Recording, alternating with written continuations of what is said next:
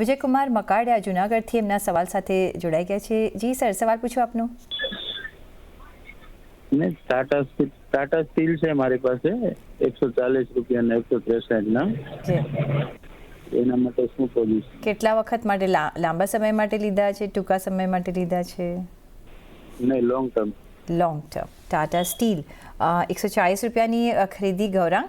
આજે મેટલ સેક્ટરમાં એની which ways થોડુંક શાઇન છે, પણ અહીંયા સ્ટીલ સેક્ટર છે, એક ટેરિફનો પણ અહીંયા એક ભય છે. કઈ રીતના તમે જોશો ટાટા સ્ટીલ પર શું કરવું જોઈએ લાંબા સમય માટે?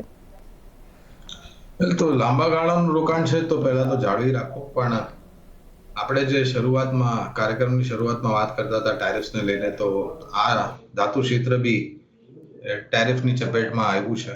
અને બીજી તરફ ચાઇનામાંથી જે સમાચાર આવે છે એની બી અસર આ ક્ષેત્ર પર પડે છે. તકલીફ એક જ છે કે ટૂંકાથી મધ્યમ ગાળામાં કદાચ થોડી ઘણી અહીંયા આપણને પરિસ્થિતિ નબળી થઈ શકે છે. લાંબા ગાળા માટે રોકાણની ભલામણ છે ટાટા સ્ટીલ પર. આ ડિસ્ક્લોઝર છે અમારી તરફથી. અને ધાતુ ક્ષેત્રમાં તમારું રોકાણ હોય તો તમારી સમયસીમા જે હોય લાંબા ગાળાની, એ બાકી અન્ય ક્ષેત્રની તુલનામાં 2 ગણી હોવી જોઈએ.